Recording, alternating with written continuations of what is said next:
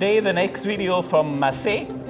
I'm here with Patric, and please introduce you and what is the main topic of logistics in this year? All right.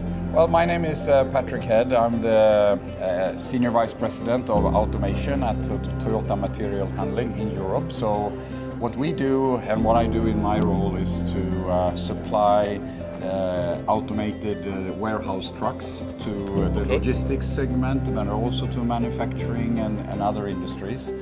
The challenge right now, I think, in our market is to approach automation in a structured way so that you have the right level of investment and the right return on investment in a good balance.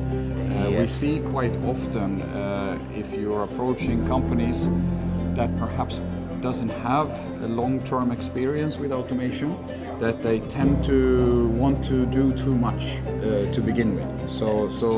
They want to do full automation of the entire warehouse in one bang, in one big bang, and that's never. Well, I shouldn't say never, but it's much more difficult. Yes, better to do more steps, smaller steps. Yes. Adapted. The system is still running, and then to do the next step. Yeah. Otherwise, you have to begin going before you start to run. Yeah. So and that's actually one of I'm giving two presentations at this fair this week, and one is about our own production or our own automation journey in one of our biggest factories, and the topic of that is a step-by-step approach to automation. This is something that I'm telling also my customers.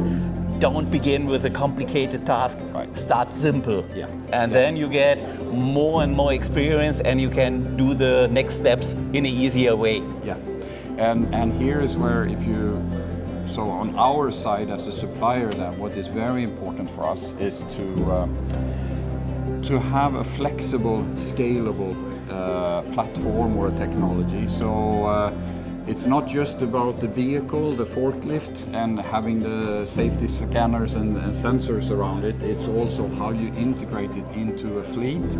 And we call our concept swarm automation. So the vehicles work together in a swarm, and it's completely scalable. So you can start with one simple A to B flow, maybe just from the floor to floor, the most simple. And then you can expand on that to include conveyors and racking and things like this, and add more vehicles to the solution. And can you explain the most customer issues on your side that you solved with your solution? I would say the challenging part, and we actually provide turnkey solutions. The technology we are using AGV technology. Our supplier of the navigation and traffic management is a company called Kollmorgen, and Kollmorgen's technology is very robust and reliable. You will have AGVs that transport your goods very repetitively and accurately, but the installation takes time because you need to install a lot of infrastructure in terms of reflectors and also Wi-Fi connection, and you need servers running software and things like this. Yes. So I think that's a hurdle that is challenging for many projects, that there's a lot of work and a lot of things to consider when approaching automation with AGV technology. So the payback is great once you're through a project, but I would say it takes somewhere between 6 to 9 months to implement a medium-sized system. Medium size is meaning at your side how many AGVs and the volume about? From maybe 3 up to 15 or 10, 15 vehicles. We do some large systems up to 60, 80 units, and those are very complicated. But we sell very often 1 and 2 and 3 units in a small system. Because you have to ask, otherwise you don't know what is a medium size at your side. Yeah. So I think that's a challenge. And then also we sign off on the system to make sure it follows safety regulations and the norms and standards and everything.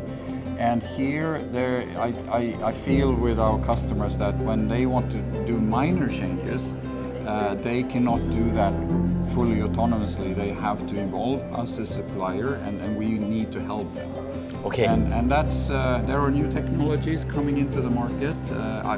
And I just want to say that for the record, AGV technology is not going away. If you're doing 80 units in a big warehouse and you want the high capacity and productivity, AGVs are fantastic, and they will be there. It's like trains, you know. They will run according to a schedule, and they are very predictable. Also, if you have a high loading, 10 tons or something like that, you don't want to run this system autonomous across the warehouse. So I think there's definitely a space, and will be for a long time. We sell a lot of AGVs, and will do so for a long time.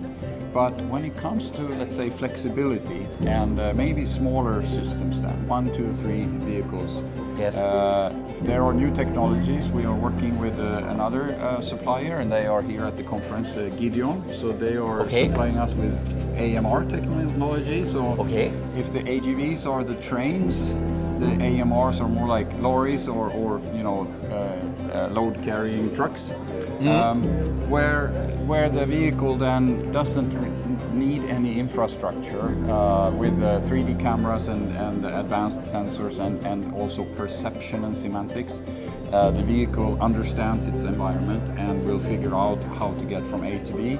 And if there are objects crossing their path, it will understand what type of object and make an intelligent judgment to get around the object or wait for the object to move. So that's very, very interesting. And the commissioning of such a system, instead of counting months, you can count hours. So, so it's quite a game changer, and you will also have this flexibility in terms of changes. So if you want to move your small logistics flow in your warehouse, you can do it on your own. Yes, I can remember the times, 1991, when I started.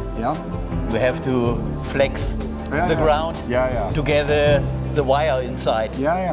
And so even with modern AGV technology, and of course all those lines are now virtual, digitally programmed and everything, but still it's not possible for the end user to make even minor adjustments without involving the supplier. And it's the same for us and our competitors. We all use the same type of technology. So that's where I think AMR has a new space in the automation segment. So I think so too. So thank you for explaining your solution and well-organized event here in Marseille. Thank you very much.